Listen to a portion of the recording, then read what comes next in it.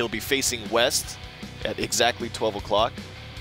I wouldn't even know what West was. I'd see some guy in a brown coat. I'm like, oh, is that West? I think he's facing north. That must not be him. Where's the other guy?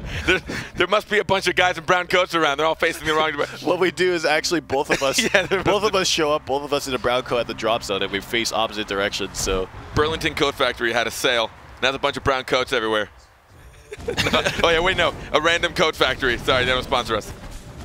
Xanox in 2-1-3. 2-3 trying to get that poke. Almost finds an invis Kurok, but Wuzak wasn't able to make contact. Now going to pull in. Hot Biscuit is going to have to use his mobility to get out there. He will also get M2'd. Now we're going to see Wuzak's just going to try and mess up the backline if you get the chance. Hot Biscuit trying to get stunned. And they were actually able to snag the orb. Now Blanks is going to try and get some heals up. Xanox trying to initiate, but Wuzak finds himself having to mount up to regroup with his team. Oh, the Shadow Bolt ends up hitting on the Queen. Wuzak is having trouble getting in on his opponents, and Randler might take some max health and damage here, but we'll see. Both Xanox and Randler are a little bit low on health. Oh, there comes Hot Biscuit, trying to light things up on fire, but not the hugest connection, not the biggest connection. Oh, here comes an ultimate combo from both Randler and 2-1-3, 2-1-3. Let's see, Blanks will be able to infest. Get out of that. Oh, whoa. Oh my, what happened to Hot Biscuit? I have to confess, I was blinking. I was actually watching, and I still didn't catch it. Hot Biscuit just got completely disintegrated. Poor little Ashka just couldn't handle the heat, and now we're going to see them just try and slowly pick off one by one the remainder of his teammates. Blank's getting pinned against the wall, silenced. He has to infest just to escape. That actually looked like an interesting graphic interaction.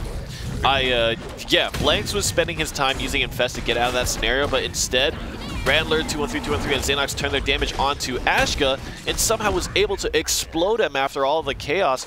It must have been a 3v1 connection, a moment of opportunity that Keepo took full advantage of. Something interesting to look at is 2-1-3, 2-1-3 has grabbed up the first BattleRekt to give his charge attack silence, which is a very, very popular pickup for Rukon. And what that allows him to do, especially against Wuzak, that we saw shut him down so much in the last round, was pulling him in with the claw and then smacking him with a silence and disabling him from landing Deceit CC, from hitting that incapacitate and taking a lot of damage for it as well. And I think 2-1-3, 2-1-3 is continuing to demonstrate why he is so dominant on Rukon, just kind of setting the pace of the match every time he plays. Ashka and the Bulwark is now out. He's going to get pulled in, taking about 2-1-3. They're going to see themselves toe-to-toe. Blanks in the back, just trying to get a bunch of M1s. He wants to get that Moth on as much as he can, deal all the damage possible. The orb is up. Seems to be ignored for the moment, but we're going to see 2-1-3 M2 it, but it will get stolen by Hot Biscuit, who now already has his ultimate. He wants to use his weird submarine flame strike. Very good use of the panic. There it is. Oh, they will use as much combo as they can on Lucy. She has to bury herself, and she's going to ult as well to protect it, but the M1s are still going to chunk her within. There it is. Look at how much damage that did in just a moment there. 2-1-3, 2-1-3, getting the pull on Blanks into the crippling goo. But no, Wuzak has little mobility. He's going to have one more jump here, and the ultimate gets a few good shots off on the Croak. Consumed to try to avoid the deceit, but good timing from Wuzak. Fantastic play. Randler does land the Clarity Potion, however, and Wuzak finds himself in an awkward spot. Lots of mobility being spent. 2-1-3, 2, lighting up the claw. There it is. He knows that he's in there. Wuzak is going to lose a bit of health, and here comes Xanox to connect. They might finish out the kill, but Wuzak gets out of the way. Oh, nice chase down. His space was about to be off cool, and he wasn't able to do it. Now we're going to see, oh no, a whiff that gets jumped out. Baka was able to space out. Now we're going to see an ultimate. Moths, can he get healed up? He puts the Queen down. Scarab's one. He's going to panic and buy himself some time. But now it's up to him and Hot Biscuit to make a kill. A great in cap, but now we're going to see if Blanks can help support him. A good push now, Baka to separate it, but 2-1-3 is going to put the pressure on.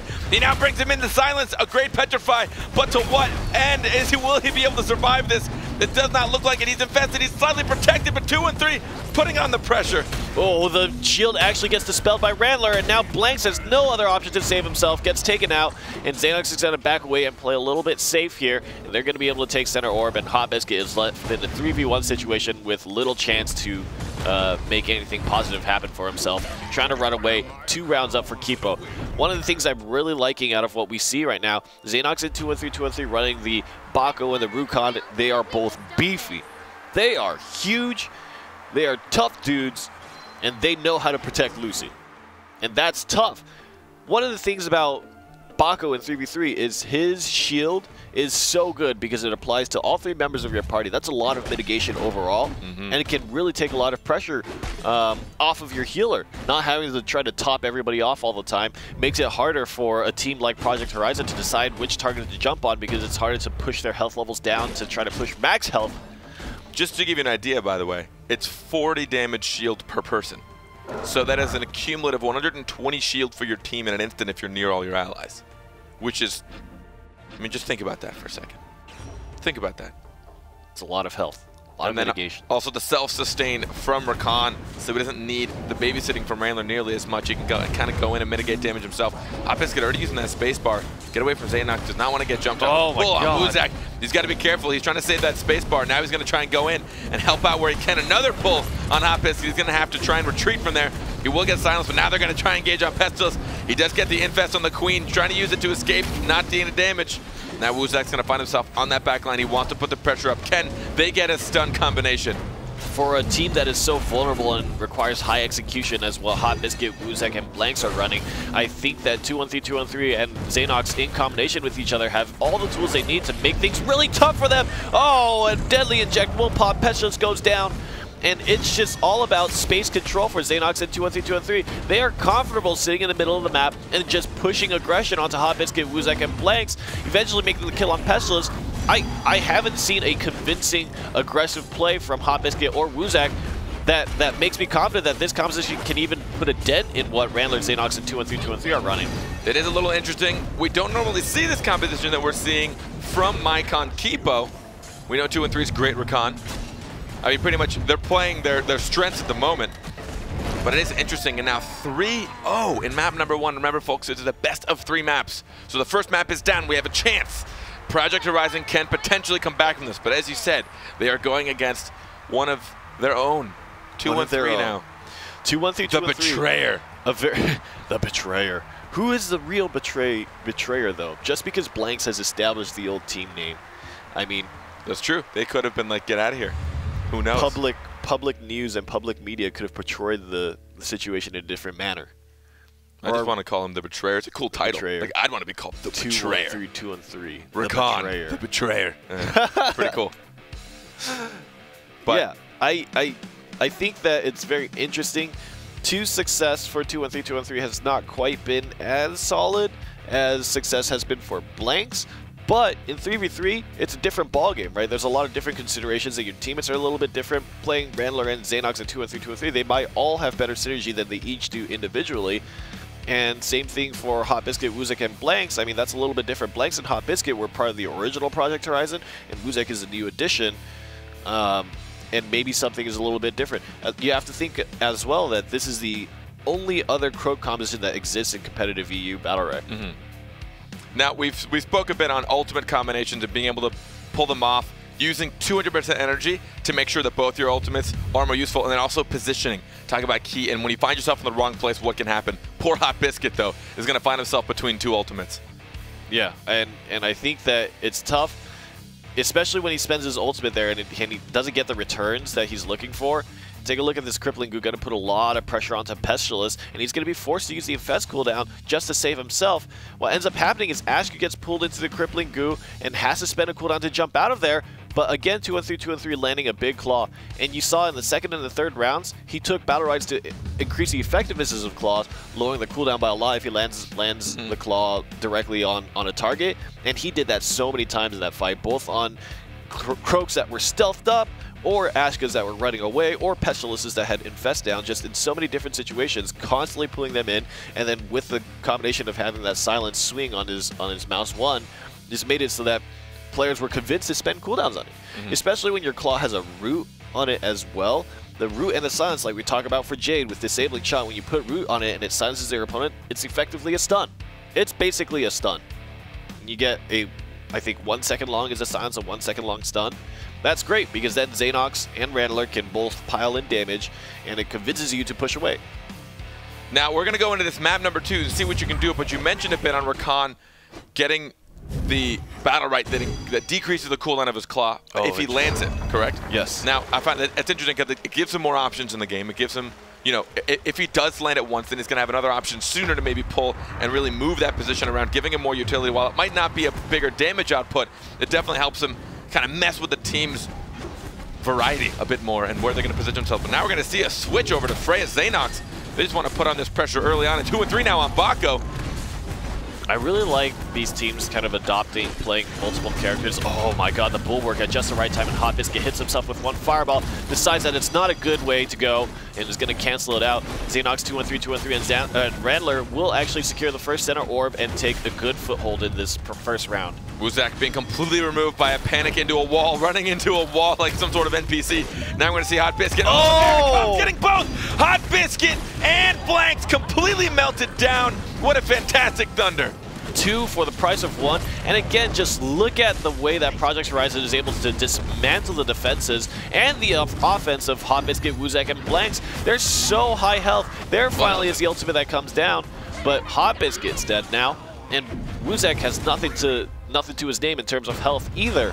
Xenox on Freya is what I would lean towards, and at least in terms of BattleRekt, Xenox kind of is the iconic Freya player in my eyes, just as a versus the iconic Jumong player, and maybe Shifu is for Condemned and Reap What You Sow. I think Freya belongs kind of to Xenox, and I think that he owns that character and does really well with them, and he absolutely dominated that round. 2 for the price of 1. That Thunder Strike was huge.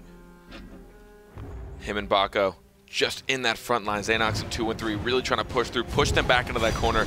Kept a lot of mid control as well. We're going to see that counter getting hit.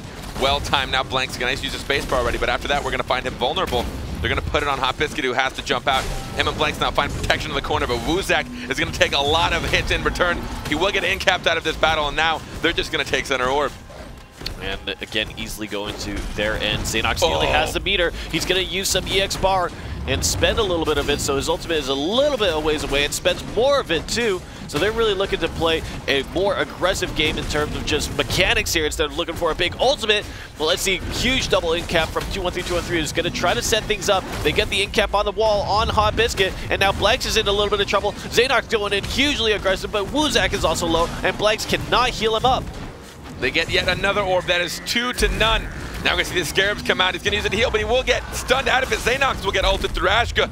But the in-cap on their support, they have to retreat and help him out. Oh my god, Wuzak has to jump out and spends his last jump to get out of the way, and now he's coming in with the seed, lands the incapacitate, but who's there to follow it up? We'll end up stunning 2-1-3, 2-1-3, but that's not the aggression that you want to be putting on at this point. Wuzak goes down for it. Trying to use that Queen's protection. Good placement, but just caught in that corner. There's too much AoE between Xenox and 2-1-3, and then the goo as well. Every time they get caught grouped up, it's just a matter of time, it seems like. The bottom left corner was the death sentence for Project Horizon in this game. They got caught up in this particular area of the map, and Xenox was just wall-banging them left and right. First it was Hot Biscuit, then it was Blanks. Blanks popped his ultimate, got wall-banged, and then 2-1-3, 2-1-3 threw the axe and jumped in the air and incapacitated him again. Complete waste of the ultimate, and Blanks got no value out of it. And the CC chain and coordination on the side of TeamKeepo, this is one of the things that I think 2-1-3, 2-1-3 does super great. He just instills these good cooperative values in his teammates and is able to bring out a lot of synergy. We know that Freya holds a lot of capacity to hit incapacitates on wall bangs, and it's a very strong ability of hers.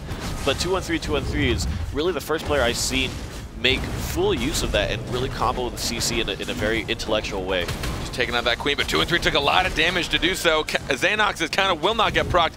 They'll chase down Xenox, or sorry, apologies, Wuzak. The orb again to MyCon Keepo. Now we're going to see if Hot Biscuit and Blanks can poke down from a distance. Xenox really putting that pressure on. And now Wuzak has to hide behind a wall, tries to get the seed out. He will get it on one, but that goo is going to separate him from his teammates. Oh my god, there's that shield that we were talking about, mitigating a lot of damage for Randler. Hot Biscuit comes through with an ultimate and does a little bit more. 2-1-3, 2-1-3 is actually the one that's a little bit low. The Valiant Leap will actually miss on Hot Biscuit, and that actually I think is a very big loss of a cooldown for TeamKeepo. Randler is the target here. Wuzak's trying to get in, but he's taking so much damage from Xenox. Meanwhile, 2-1-3, 2-1-3 dive in the back line. Will take Hot Biscuit out of the... Oh my! Wuzak has the seed out of there, just getting out, but will they be able to hunt down Randler? Randler will go down and use it to get the chain. The cross kill might happen here. 2-1-3, 2-1-3 has some meter in the pocket. Let's see if he's going to spend. He's got a left, right, and he dodges two of them. He dodges all of them, and here comes a jump. We'll take the orb. Oh no, a big buckle could close things out on either Blanks or Wuzak. Oh, it's got to go. It's a Hot Biscuit. Biscuit. Pick and choose your target, and the cross kill happens. This is tragic. I think Project Horizon might lose in the 2v3 scenario. 2-1-3, 2-1-3, jumping on, lands the incapacitated, and here comes Xanox diving in. Their health is a little bit low. Xanox get a shield. Oh my! Oh no. The shields alone, between the war shout and just the ability of Frey to constantly have the shields, he wasn't able to steal the orb. Wuzak might go down! Oh no! The fantastic 2-1-3 Xanox 2v3. I like it. They fell behind a lot, and one of the things that really hurt was 2-1-3, 2-1-3 lost a lot of health trying to obtain the first center orb. The fact that they got the next three really helped kind of mitigate that loss, and in many ways, as a result of 2-1-3, 2-1-3 being so low, Randler ended up getting very low, but they countered a lot of damage, landed good combinations of landing the ultimate was big, for example, to catch them up. And then dodging all three of the scarabs that came out of Blanks was kind of the thing that swung in their favor as well. Like Ultimates an alligator. were just left and right. I'm over alligators. Like that you're was running such from a an yesterday alligator. fad. Okay. All right. That was so